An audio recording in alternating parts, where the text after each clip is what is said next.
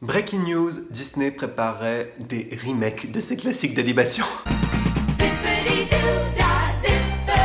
Salut les Taupiens! Aujourd'hui les Taupiens, on va parler un peu de cinéma et principalement du studio Disney Live qui s'appelle tout simplement le Walt Disney Studio, c'est-à-dire le studio qui produit les films qui sont filmés en prise de vue réelle, donc sans animation. Et je voulais faire un point avec vous sur tout ce qu'a prévu ce studio en termes de remake Disney, puisque maintenant, il ne prépare quasiment plus que des remakes Disney suite au succès du live-action Le Roi Lion et de tous ceux qui avaient précédé en fait. Et c'est vrai que même si c'est ce studio en ce moment qui fait beaucoup tourner la machine à cash de Disney, c'est aussi un studio qui, selon moi, est en pleine crise créative. Et on peut dire que chez Disney, c'est le studio qui a été le moins constant. Le studio Live Disney, il a connu quelques succès, mais on ne peut pas vraiment dire qu'il a connu un vrai âge d'or, sauf à l'époque où Walt Disney était en vie et qu'il a créé par exemple des films comme Mary Poppins ou 20 milieux sous les mers. Après, c'est vrai que c'est les classiques d'animation qui ont moins fonctionné au cinéma, et là pour le coup, c'est un peu les films live qui ont rattrapé la catastrophe et qui ont fait quelques cartons. On peut citer par exemple Tron, qui a été une vraie révolution visuelle. On peut citer aussi le film Qui veut la peau de Roger Rabbit, qui était un retour aux traditions puisque ça mélangeait à la fois de la prise de vue réelle et de l'animation. Puis le studio est retombé un peu dans l'oubli jusqu'à la fin des années 90, début des années 2000, où là il a commencé à produire en fait des films inspirés de ses attractions. Et donc là on a vu naître des films comme Les Country Bears, comme Le Manoir Hanté, et plus récemment la saga Pirates des Caraïbes. Et là encore une fois, le studio Live a pu entre guillemets presque sauver le studio d'animation. Puis il s'est passé ce qui devait se passer. C'est-à-dire que les studios concurrents comme Warner notamment a commencé à plagier Disney et a commencé à sortir des live-action qui ressemblaient beaucoup aux classiques d'animation de par le titre mais aussi de par l'environnement visuel. Et Disney a fait un calcul assez simple qui est que ils ont les scénarios, ils ont les musiques qu'ils ont créées dans les années 90, c'était un filon facile à explorer. Néanmoins, ils n'ont pas démarré par les plus faciles puisqu'ils ont commencé par Alice au Pays des Merveilles qui n'était pas forcément le classique d'animation le plus connu et en choisissant un réalisateur atypique puisque c'était Tim Burton dont l'univers visuel peut être aussi très clivant. Et ça a été un succès. Ils ont continué sur cette lancée avec le film Maléfique en explorant en fait la vie du méchant et en revisitant totalement le classique d'animation de départ. Et finalement, le plébiscite du public et le succès du Livre de la Jungle ont fait que Disney maintenant réadapte ses classiques d'animation quasiment plan par plan. Ce qui a donné par exemple Le Roi Lion, qui est un des plus gros succès du cinéma, certes, mais qui est complètement pauvre d'un point de vue créatif. Mais en même temps, on ne peut pas complètement blâmer Disney parce que ces 5 dernières années, ce studio a quand même essayé d'innover et de proposer des créations originales, parmi d'ailleurs les plus chères de l'histoire du cinéma en termes de production, et je pense notamment par exemple au film Un raccourci dans le temps qui a été un four monumental.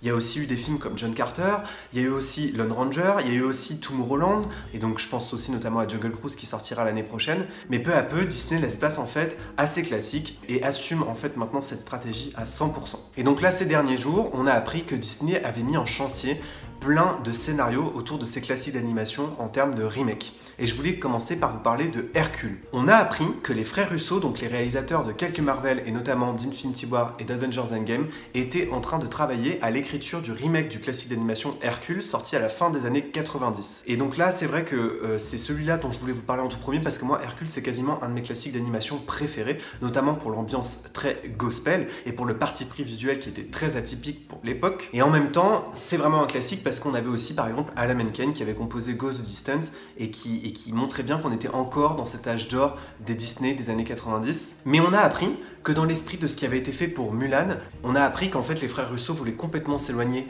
de l'univers du classique d'animation et voulaient retravailler une piste créative plus crédible et plus proche de la culture antique. Et là, je vous avoue que je peux pas cacher ma déception. Même s'ils ont confirmé qu'il y aurait bien les musiques du classique d'animation et que ce serait sans doute peut-être même Alan Menken qui serait de retour à la composition. C'est quand même incroyable d'avoir un génie comme Alan Menken et de lui faire que des remakes, mais bon, c'est pas grave, c'est déjà mieux que rien. Comme ils sont en panne d'idées, ils vont chercher des réalisateurs dans le studio qui cartonnent le plus. Et quel est le studio qui cartonne le plus chez Disney? C'est le studio Marvel. Et donc c'est là qu'ils vont piocher désormais leurs réalisateurs. C'était le cas avec Jon Favreau qui avait réalisé Le Roi Lion, Le Livre de la Jungle et qui en fait était un réalisateur d'Iron Man à la base. Et donc là maintenant ils vont chercher les frères Russo qui sont les meilleurs réalisateurs Marvel avec James Gunn. Et je trouve ça vraiment dommage. Et ça montre une volonté de Disney qui selon moi n'est pas la bonne, c'est-à-dire d'en faire de véritables blockbusters un peu bourrins qui ont perdu complètement la finesse en fait du classique d'animation de départ. Et pour moi, un Disney, c'est pas un Marvel, et y compris en live. Et même si par exemple les Pirates des Caraïbes sont des blockbusters, on peut pas dire que c'est le même genre de blockbuster que les Marvel. Vous voyez bien que c'est un autre univers encore. Et d'une certaine façon, pour moi, Jon Favreau, il a complètement fait du Marvel sur du Disney, et c'est ce que je crains le plus en fait avec les frères Russo. Beaucoup de monde parle aussi du casting, et il y a un nom qui circule depuis des années, mais ça c'était bien avant que le remake soit en production. C'est celui de Ariana Grande. Et c'est vrai qu'elle avait même fait une reprise de la musique Zero to Hero, qu'elle avait même interprétée en live, et en fait elle avait déjà avoué dans des interviews que c'était son dessin animé préféré Disney. Et récemment d'ailleurs, elle a encore fait une reprise d'Hercule dans l'émission Disney Sing Along qui est disponible sur Disney+. Et maintenant on passe au remake suivant, celui de Pirates des Caraïbes. Ça fait maintenant 2 ans qu'on sait que Disney réfléchit à relancer Pirates des Caraïbes, mais sans Johnny Depp, à cause des scandales, à cause aussi sans doute de son cachet et du fait que les 2 derniers opus ont moins fonctionné. Et donc, Pirates des Caraïbes pourrait être relancé par le scénariste qui a créé la franchise, même si ce ne serait pas forcément réalisé par celui qui était aux manettes depuis le début. Ils ont l'intention d'en faire un reboot tourné autour d'un personnage féminin, et c'est vrai que c'est sans doute pas une mauvaise idée, puisque ce serait sans doute un personnage fortement inspiré de l'attraction Pirates des Caraïbes, et plus particulièrement du personnage qui s'appelle la Rouquine. C'est un personnage qui est apparu récemment dans l'attraction et qui fait partie de l'équipage et qui fait partie de ceux qui vont piller la ville. Pour incarner ce personnage, il réfléchirait à celle qui incarne Nebula dans Avengers et dans Les Gardiens de la Galaxie. Il s'agit de Karen Gillan. Là aussi, encore quelqu'un débauché du studio Marvel. Bon, ça m'inquiète un petit peu, surtout qu'en fait, on sait que le budget de production de Pirates des Caraïbes a été largement coupé. Même le premier Pirates des Caraïbes était réputé pour être très cher. En fait, ça demande beaucoup de décors réels, et ça demande beaucoup d'infrastructures en termes de décors. Et donc, forcément, un Pirates des Caraïbes cheap, ça donne pas très envie sur le papier. Sans Johnny Depp, ça donne encore moins envie. Même si je suis d'accord sur le fait que Pirates des Caraïbes, c'est quelque chose qui est bien plus ancien que Johnny Depp, et que de toute façon, la saga peut exister sans lui, puisque c'est une marque de Disney qui est bien plus vieille que lui. Mais est-ce que c'est le moment vraiment de le relancer maintenant?